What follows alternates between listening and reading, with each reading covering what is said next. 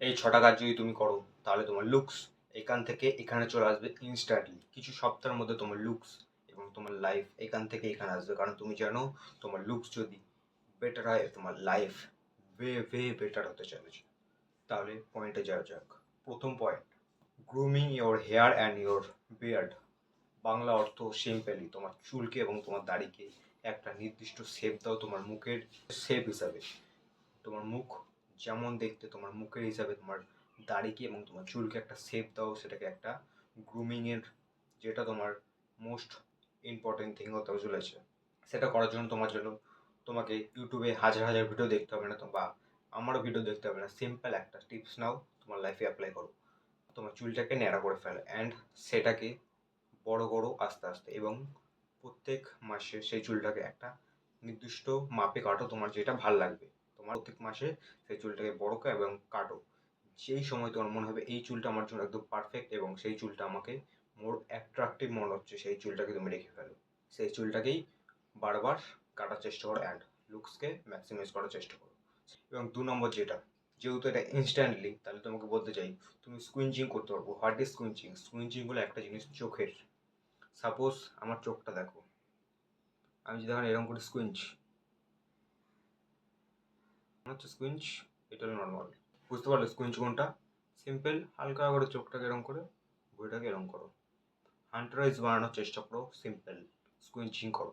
স্কুইঞ্চিং করলে তোমার সব থেকে মোস্ট হেল্প কখন আসবে বলবো? যখন তুমি কোথাও প্রবেশ করবে, কোনো একটা, সাপোজ তুমি স্কুলে যাচ্ছ বা অফিসে যাচ্ছ বা কলেজে যাচ্ছ, প্রথম মুহূর্তে যখন তুমি ক্লাসে ঢুকবে তখন তুমি এইটাকে ক্রিয়েট করতে পারো তোমার স্কুইঞ্চিং। অ্যান্ড ফার্স্ট ইমপ্রেশনেই মানুষ তোমাকে জাজ করে, তুমি জানো। অ্যান্ড জাজ করার ফলে তোমার ভ্যালুটা কোথায় গিয়ে পৌঁছাবে তুমি নিশ্চয়ই বুঝতে পারছো। এর সঙ্গে ৩ নম্বর যে পয়েন্টটা, সেটা হলো জুটিং।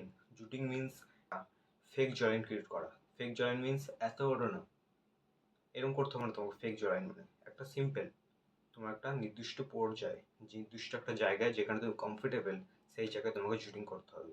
জুটিং করার জন্য তোমার সিম্পল, তোমার এই দাঁত দুটো আছে না সামনের, ওপরের দাঁত দুটো নিচের দাঁত দুটো, সেই দুটোকে জয়েন করো।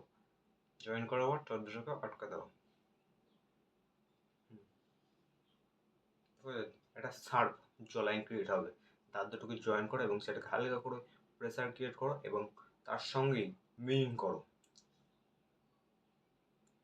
অ্যান্ড তার সঙ্গে যোগ করতে বলেছিলাম পয়েন্ট টু ইওর স্কুইঞ্চিং করে দেখাচ্ছি। এটা নর্মাল। বুঝতে পারলে কতটা তফাৎ আসছে জুটিং এবং স্কুইঞ্চিং করে। পয়েন্ট নাম্বার 2 এবং পয়েন্ট 3 করে আকাশ পাতাল তফাৎ এটা লুকসকে এবং তোমার পার্সোনালিটিকে। Looks more personality. লুকস থেকে তোমাকে জাজ করবে। ৪ নম্বর পয়েন্ট, এক্সপ্লয়েট লিপস, মানে তোমার ঠোঁটে সিম্পল, বাংলা অর্থ একটা ন্যাড়কা নাও, তোমার গামছা নিতে পারো। সিম্পল তোমার এইটা নিয়ে এটা সিম্পল এই আটা ভিজিয়ে তোমার ঠোঁটের ওপর সিম্পল এই আটাগুলো রাব করো, হালকা হালকা করে ঘষো।